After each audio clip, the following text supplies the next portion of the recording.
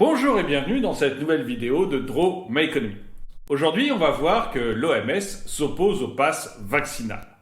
Lorsque j'ai commencé cette vidéo, en fait, j'ai été pris de nostalgie. Je pensais à mon précédent métier. Je me disais, ah, Marguerite.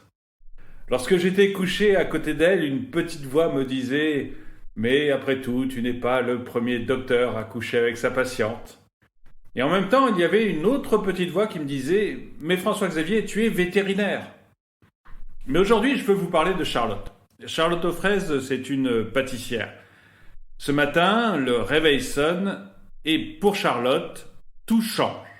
Charlotte, elle fait partie de ces jeunes femmes qui n'ont pas voulu se faire vacciner parce qu'elle avait un petit peu peur du Covid. Elle a entendu que ça pouvait avoir une influence sur les règles et elle a du coup eu un peu peur que ça ait aussi une influence sur sa fertilité.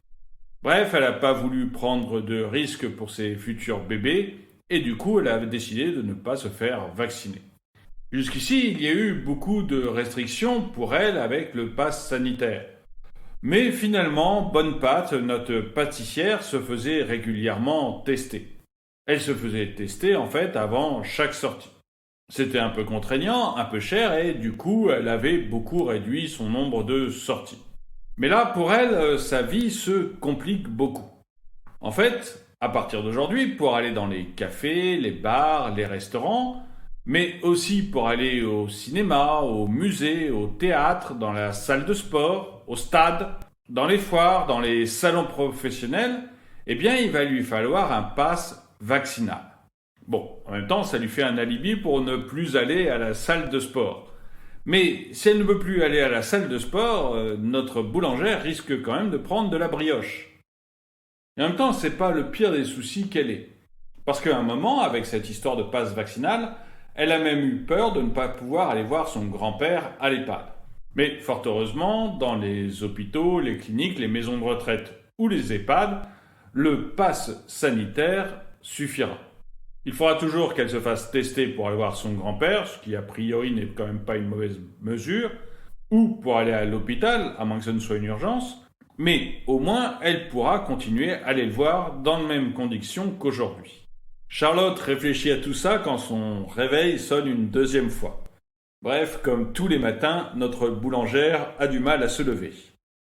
Mais ce qui inquiète finalement le plus Charlotte, c'est que le pass vaccinal risque d'être obligatoire dans les centres commerciaux sur décision du préfet.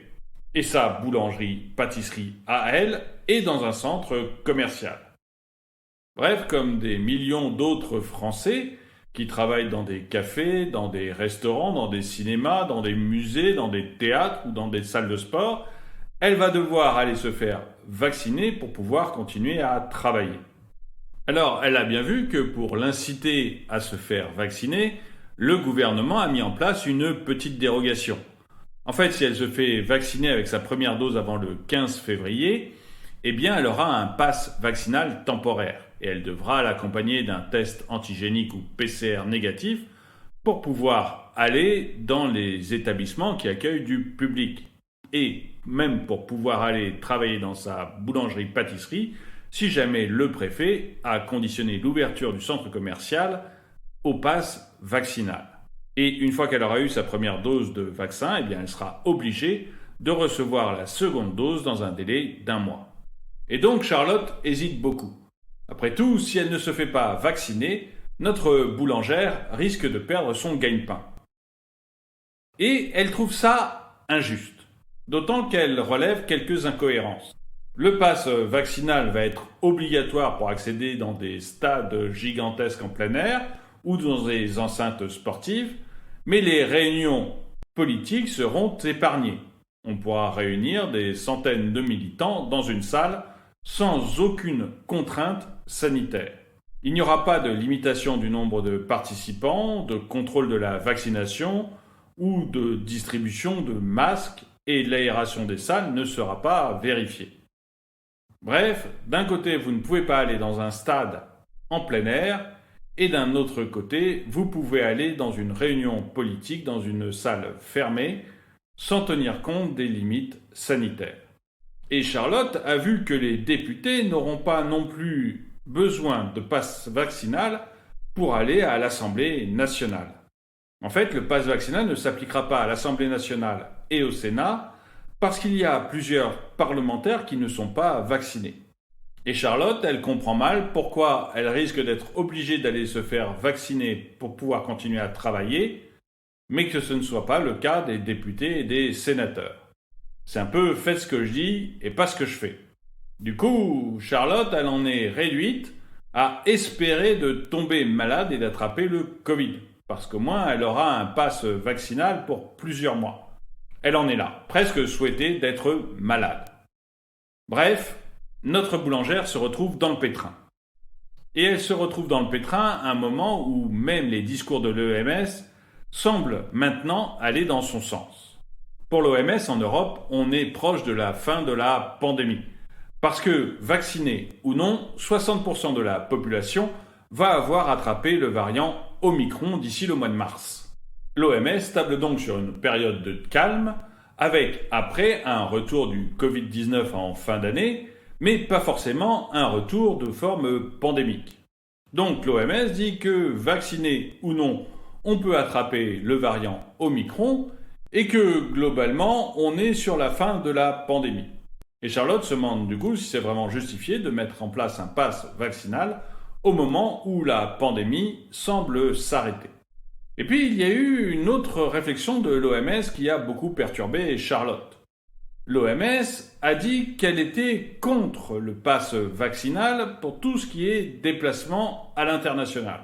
L'OMS trouve que exiger des preuves de vaccination, ce n'est pas raisonnable et qu'il vaut mieux permettre d'autres possibilités, comme par exemple des tests négatifs.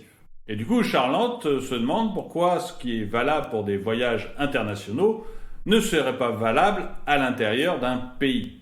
Finalement, s'il est déraisonnable de demander des preuves de vaccination aux déplacements internationaux et que seulement des tests négatifs suffisent, pourquoi ce ne serait pas le cas au niveau national ? En fait, pourquoi des tests négatifs ne suffiraient plus pour pouvoir aller dans des bars, des restaurants, des cinémas, des spectacles, et dans le cas de Charlotte, pour tout simplement pouvoir aller travailler. Elle a du mal à comprendre la justification de ce pass vaccinal. Mais vous, qu'est-ce que vous en pensez ?